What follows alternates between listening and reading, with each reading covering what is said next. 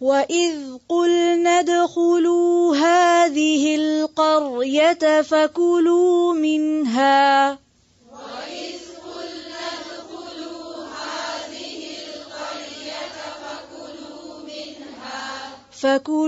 مِنْهَا حَيْثُ شِئْتُمْ رَغَدًا وَادْخُلُوا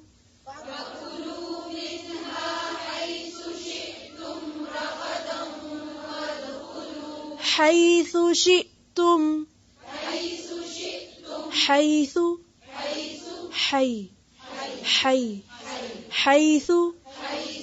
اس کو حیثو نہیں پڑھیں گے، حیثو. فَكُلُوا مِنْهَا حَيْثُ شِئْتُمْ رَغَدًا وَادْخُلُوا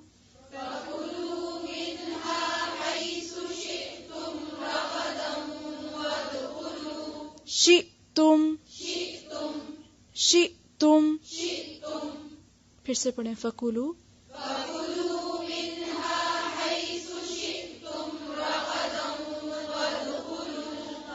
وَادْخُلُوا الْبَابَ سُجَّدًا وَقُولُوا حِطَّةٌ نَغْفِرْ لَكُمْ خَطَايَاكُمْ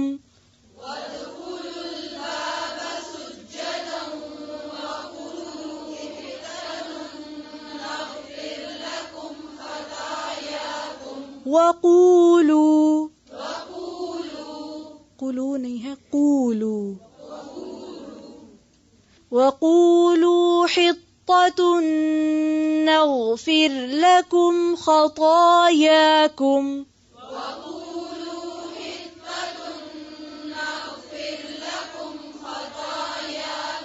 وَقُولُوا حِطَّةٌ نَغْفِرْ لَكُمْ خَطَايَاكُمْ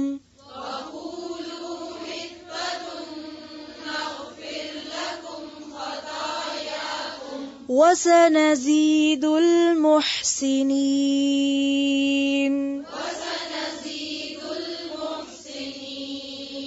وَسَنَزِيدُ الْمُحْسِنِينَ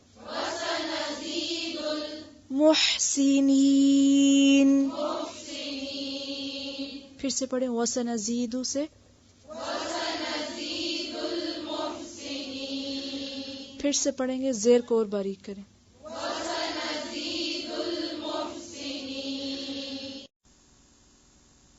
وَإِذْ قُلْنَا اور جب کہا ہم نے ادخلوا داخل ہو جاؤ.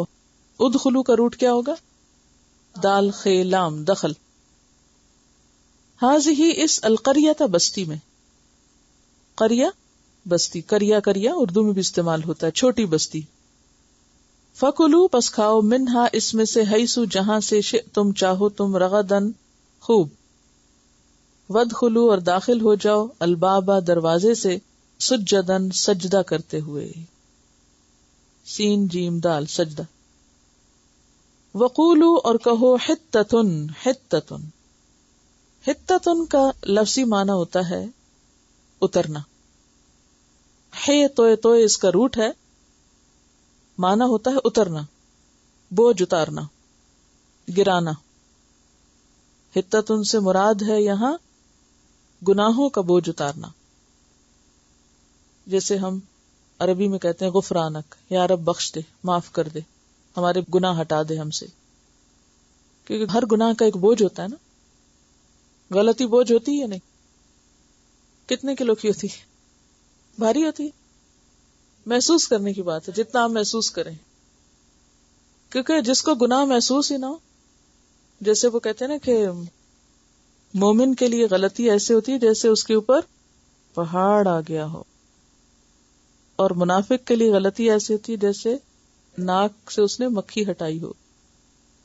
حضرت انس رضی اللہ عنہ سے روایت ہے، انکم لتعملون اعمالا ہی ادق فی اعینکم من الشعر کننا نعدها على عہد رسول اللہ صلی اللہ علیہ وسلم من الموبقات. کہ تم ایسے کام کرتے ہو جو تمہاری نگاہ میں بال سے بھی باریک ہیں، یعنی بالکل معمولی ہیں، لیکن ہم ان اعمال کو رسول اللہ صلی اللہ علیہ وسلم کے زمانے میں ہلاک کرنے والے اعمال میں سے شمار کیا کرتے تھے. کہ کہ وہ انسانوں کی ہلاکت کا سبب بنیں گے. اور یہ دور صحابہ میں ہو گیا تھا.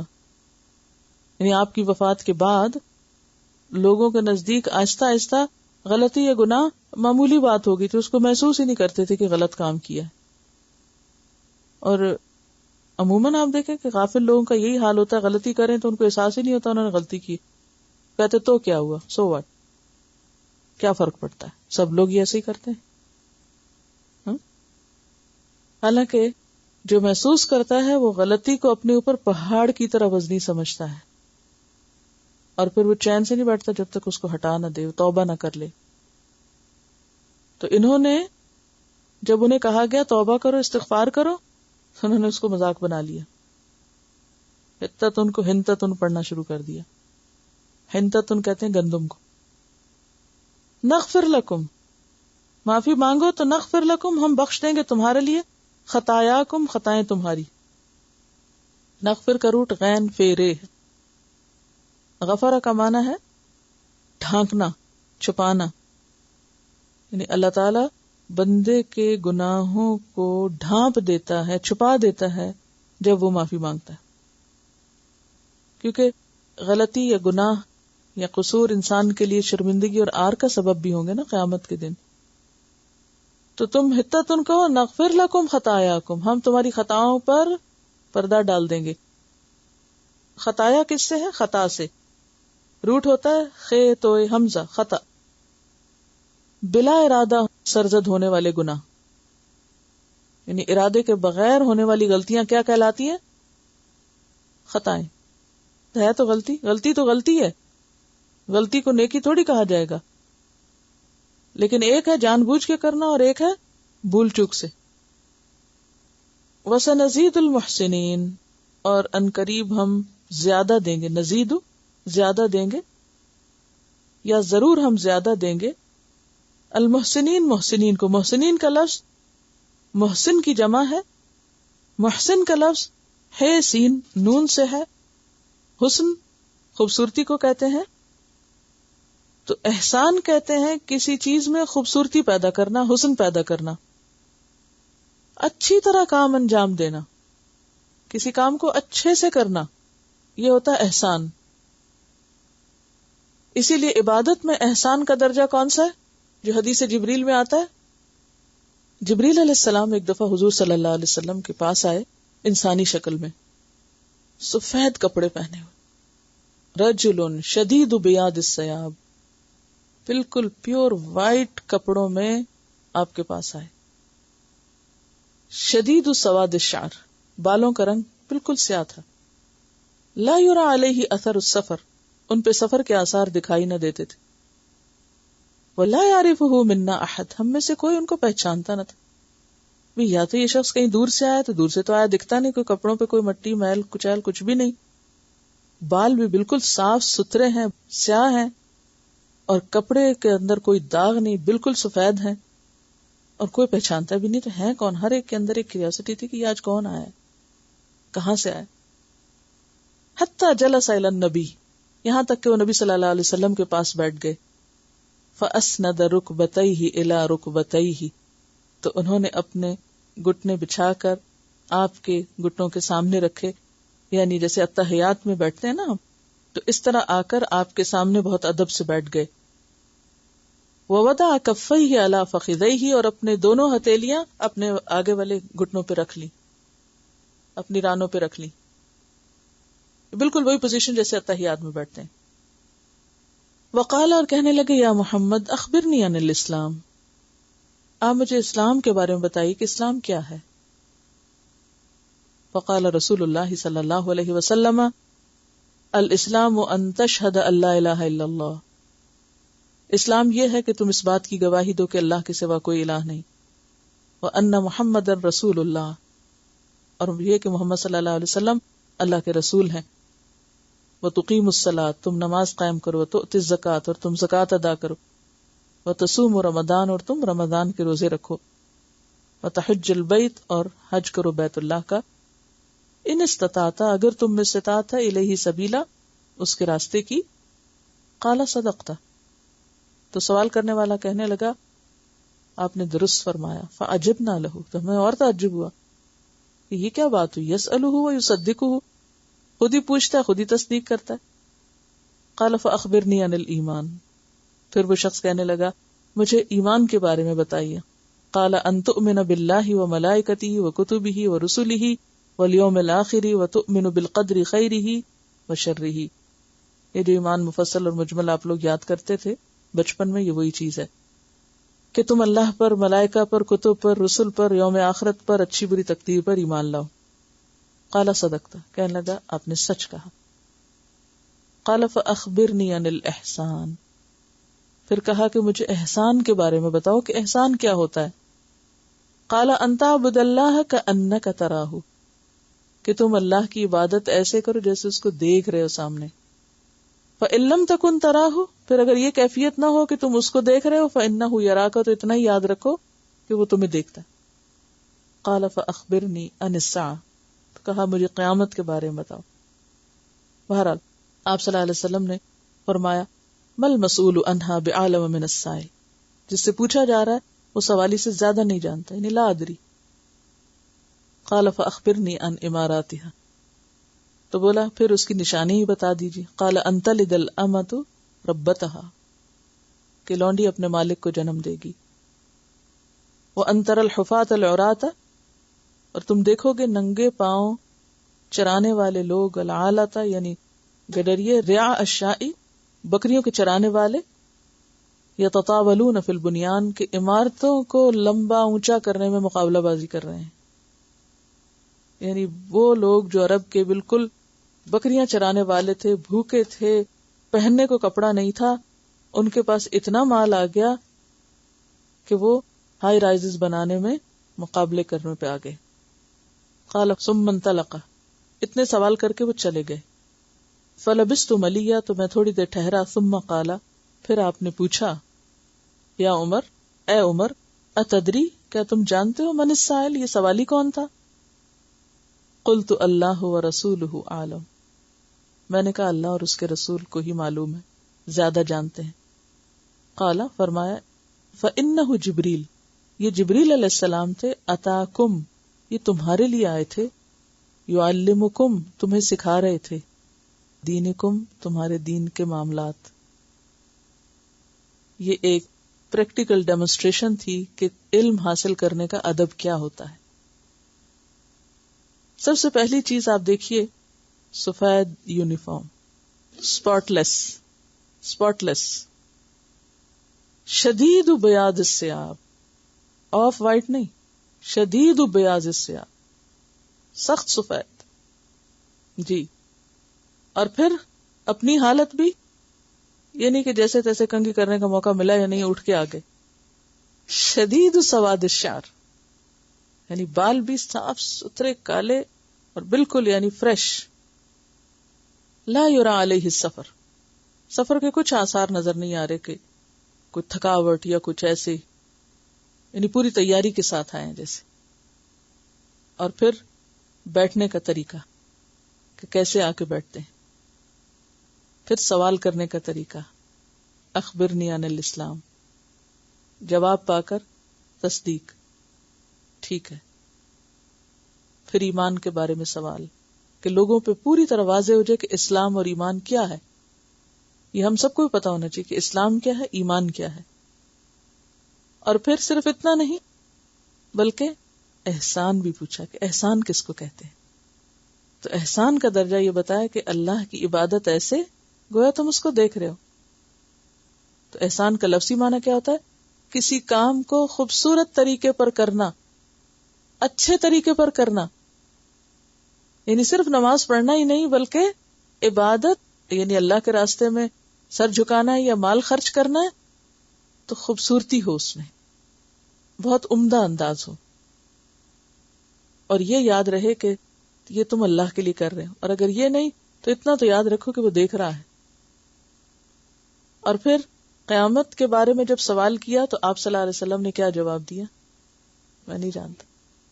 اس سے کیا پتہ چلتا ہے؟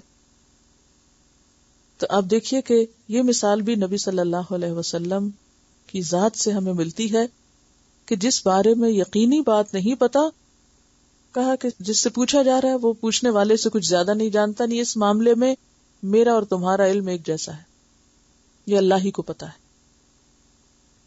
تو وہ شخص طالب علم کا حرص دیکھیں، وہ کہتے ہیں اچھا اگر وہ نہیں پتا تو کچھ نشانیاں ہی بتا دیجئے، یعنی کچھ کلوز دے دیجئے، کچھ قریب تک بات کر دیجئے.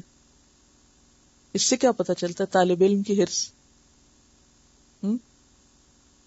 کہ یہ نہیں کہ اگر استاد نے کہہ دیا یہ نہیں پتا تو وہ کہے اچھا اس کو یہ نہیں پتا تو کچھ بھی نہیں پتا. نہیں، جو پتا ہے وہ تو لے لو،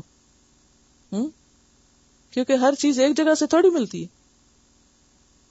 اور پھر آپ نے نشانیاں بتائیں اور پھر وہ چلے گئے. حضرت عمر تھوڑی دیر ٹھہرے. اب دیکھیے صحابہ کرام کا بھی طریقہ یہ نہیں کہ اگر حیران ہے ایکسائٹیڈ ہے تو فوراً ہی وہ دیکھ رہے ہیں جاتے اور فوراً سوال کر دیں، چپ کر کے بیٹھ جاتے. یعنی جو ہوا حیرانی کے عالم میں ہوا اور یہ عجیب سا واقعہ پیش آیا، لیکن کسی نے بھی کوئی ایکسائٹمنٹ اس طرح کی نہیں شو کی، آرام سے بیٹھے رہے. یہ کیوں ادب سے بیٹھے ہوئے تھے؟ کہ آپ خود بتائیں گے نا، آپ بتائیں گے. وہ جیسے لقمان حکیمی کے بارے میں ایک واقعہ آتا ہے کہ وہ حضرت داؤد علیہ السلام کے پاس گئے تو داؤد علیہ السلام زرہ بنا رہے تھے. تو ان کو سمجھ میں نہیں آیا کہ یہ کیا ہو رہا ہے، کیونکہ پہلی دفعہ اللہ تعالیٰ نے حضرت داؤد کے اوپر الہام کیا تھا زرہ بنانے کا علم کہ کیسے بناتے ہیں. زرہ کیا ہوتا ہے؟ لوہے کا لباس جو جنگ کے وقت پہنتے ہیں. تو کوئی سوال نہیں کیا، صرف دیکھتے رہے دیکھتے رہے دیکھتے رہے دیکھتے رہے. تو جب بن گئی تو کہنے لگے کہ مجھے معلوم ہو گیا کہ آپ نے کیا کیا. اچھا ہمارا حال کیا تھا جب ہم کسی کے پاس جا کے کھڑے ہوں، یہ کیا کر رہے ہو، یہ کیسے کر رہے، یہ کیوں کر رہے، یہ کیسے کر دیا، یہ کیوں ہو گیا، یعنی اس شخص کو کنفیوز کر دیتے. کل مجھے اپنی غلطی کا بہت احساس ہوا کہ یہ غلطی تو میرے اندر بھی ہے. تیمیہ کچھ چیز فکس کر رہی تھی اور ساتھ ساتھ مینول پڑھ رہی تھی اس کا. ابھی ایک سٹیپ پہ تو میں کہتی یہ کیا ہے، دوسرے پہ تو میں کہتی یہ کیا ہے. جب اس نے کہا کہ ابھی میں پڑھ رہی ہوں تو فوراً میں نے ریئلائز کیا یہ میں حماقت کر رہی ہوں.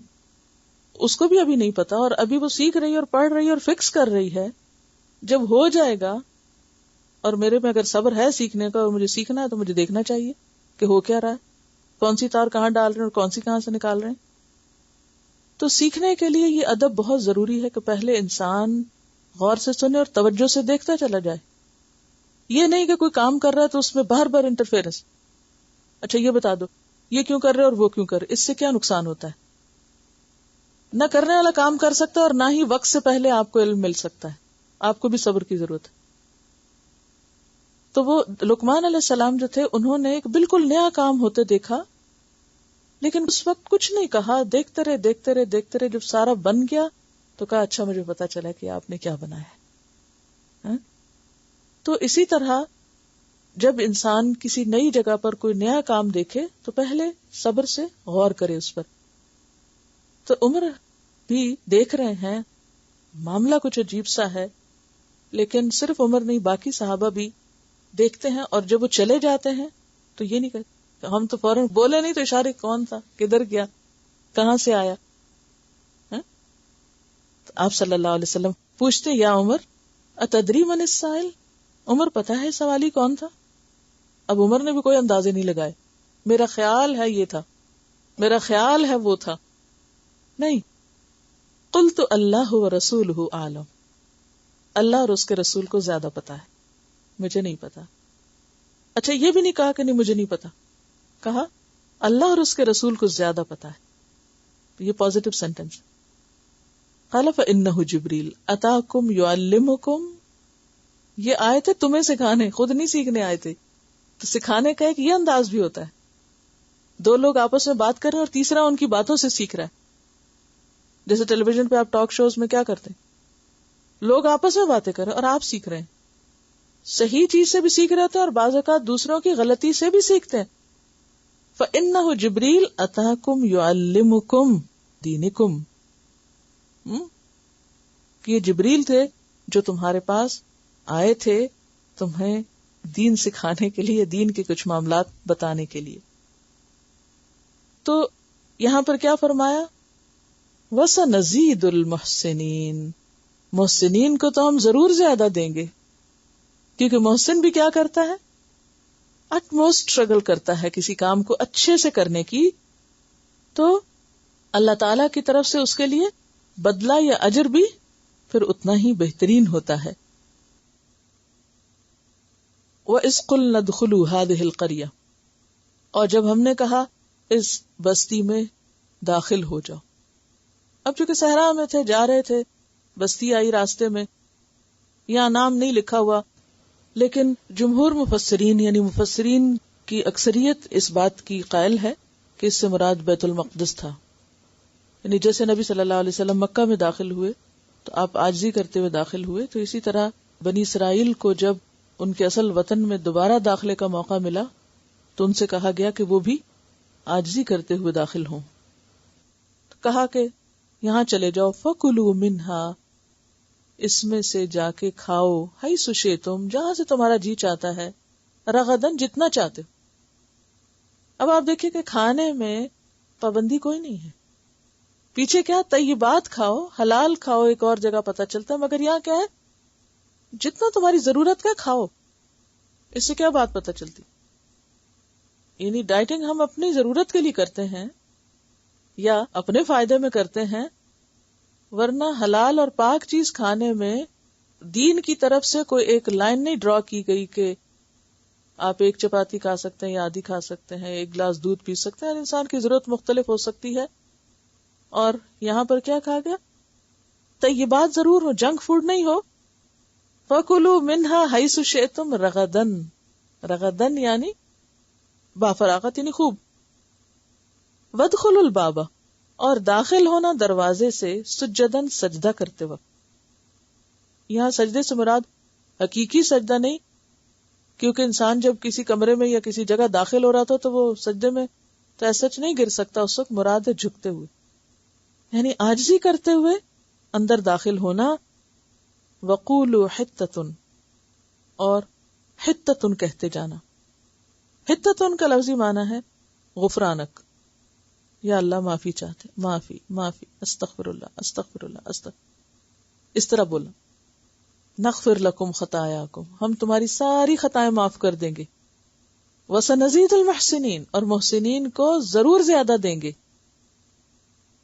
اب دیکھیے کہ یہ اللہ تعالیٰ کا وعدہ ہے کہ جو معافی مانگے گا اللہ اس کو دے گا۔ پیچھے بھی حدیث سنا چکی ہوں، دوبارہ سن لیجئے، صحیح مسلم کی حدیث ہے، یا عبادی انکم تخطئون باللیل والنہار، اے میرے بندو تم رات دن گناہ کرتے ہو، وَأَنَا أَغْفِرُ الذُّنُوبَ جَمِيعًا، اور میں سارے گناہ معاف کر سکتا ہوں، فَاسْتَغْفِرُونِي، مجھ سے استغفار کیا کرو، معافی مانگا کرو، اغفر لکم، میں تمہیں معاف کر دوں گا، مانگو معافی، معاف کروں گا۔ تو یہاں بھی کیا تھا کہ تم اس بستی میں جاتے وقت اکڑتے ہوئے نہیں جانا، عاجزی سے داخل ہونا۔ اللہ نے وہاں نعمتیں تمہارے لیے رکھی ہیں، ان سے فائدہ اٹھانے کے لیے کہا جا رہا ہے، تو اس عمل سے تمہارے پچھلی خطائیں اور گناہ بھی معاف ہو جائیں گے، اور صرف خطائیں نہیں معاف ہوں گی، وَسَنَزِيدُ الْمُحْسِنِينَ، اور ہم محسنین کو اور بھی زیادہ دیں گے، یعنی جو اس سے زیادہ اچھے کام کرے گا اس کو اس سے بھی زیادہ دیں گے۔ اب دیکھیے کہ نبی صلی اللہ علیہ وسلم نے جب مکہ فتح کیا تھا تو آپ کو معلوم ہے کہ آپ کیسے داخل ہوئے تھے مکہ میں؟ کسی نے پڑھا؟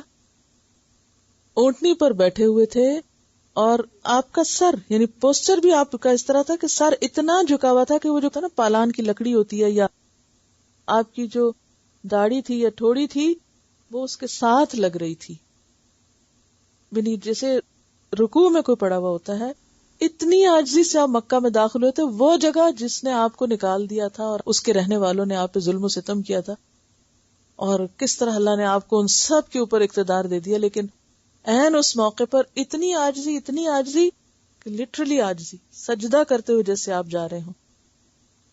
بندہ مومن کو یہی سکھایا گیا کہ جب کوئی کامیابی ملے، خوشی ملے تو سجدے میں گر جاؤ، شکر ادا کرو، عاجزی اختیار کرو، اکڑ اور تکبر نہیں۔ اللہ کوئی تکبر نہیں پسند، فخر نہیں پسند۔ اور ویسے بھی آپ دیکھیں کہ سورۃ النصر میں کیا کہا گیا، اذا جاء نصر اللہ والفتح ورأيت الناس يدخلون في دين الله افواجا فسبح بحمد ربك واستغفر. کامیابی کے موقع پر استغفار اور تسبیح. نغفر لکم خطایاکم وسنزید المحسنین. آئندہ بھی اور کامیابیاں دیں گے. تو بنی اسرائیل کو بھی یہی حکم دیا گیا کہ شہر کے دروازے میں جھک کے داخل ہونا، زبان سے حتتن کہنا. لیکن وہ کس طرح داخل ہوئے؟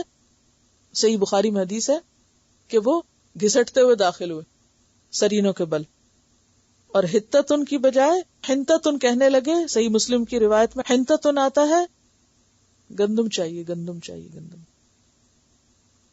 یہ صرف لفظ بگاڑا تھا، جیسے بنی اسرائیل نے رائنا کو رائینا کر دیا تھا نا، کیونکہ ان کی عادت تھی الفاظ کو موڑ توڑ کے کچھ سے کچھ بناتے تھے. جیسے کچھ لوگوں کی عادت ہوتی ہے لکھا کچھ ہوتا ہے تو اس میں یا کوئی ایک حرف بڑھا دیتے ہیں یا گھٹا دیتے ہیں یا مٹا دیتے ہیں، اسٹریٹس کے نیمز یا اور اسی طرح. تو یہ کیا ہوتی ہے؟ ایک طرح سے شرارت ہوتی ہے. انسٹرکشنز میں اگر کہیں لکھا ہو کہ ڈو ناٹ ڈو دس، تو وہ کیا کرتے ہیں؟ ناٹ کو مٹا کے ڈو دس، یعنی الٹا کام غلط کرا. تو اس سے آپ دیکھ رہے ہیں کہ نعمتیں کیسے چھنتی ہیں، کیوں چھنتی ہیں. کہاں اللہ تعالیٰ فرما رہے ہیں اس بستی میں جاؤ، جو چاہو کھاؤ، اور کس طرح ان کے اوپر آسمان سے عذاب آ جاتا ہے. اور رجز کہا جاتا ہے کہ یہ طاعون کا عذاب تھا، کیونکہ طاعون کے بارے میں وہ حدیث آتی ہے، آپ صلی اللہ علیہ وسلم نے فرمایا کہ یہ طاعون اسی جزا یعنی سزا اور عذاب کا حصہ ہے جو تم سے پہلے بعض لوگوں پر نازل ہوا، تو تمہاری موجودگی میں کسی جگہ یہ طاعون پھیل جائے تو وہاں سے مت نکلو، اور اگر کسی اور علاقے کے بارے میں تمہیں پتہ چلے کہ وہاں طاعون ہے تو مت جاؤ. یہ صحیح مسلم کی روایت ہے. اور اس میں آپ دیکھیے کہ رجز کا لفظ ہم نے پڑھا تھا نا، کہ ایسی چیز جس سے گھن آئے، یعنی کہاں کہ طیبات اور طرح طرح کی نعمتیں ملنے والی تھی، اور کہاں یہ کہ وہ سب چھن گئی اور اس کے بدلے ان کے اوپر ایسی بیماری پڑی، ایسا عذاب آیا کہ جس سے وہ مصیبت میں گھر گئے. ایک حدیث سے ہمیں یہ بھی پتہ چلتا ہے کہ انسان کے بعض گناہوں کی وجہ سے اس سے بعض نعمتیں چھن جاتی ہیں، یا ایک چیز اس کو ملنے والی ہوتی ہے لیکن اس کے گناہ کی وجہ سے اس سے وہ محروم کر دیا جاتا ہے. اس لیے غلطی ہوتے ہی احساس ہو، دیر نہ لگائیں توبہ کرنے میں، فوراً استغفار شروع کریں.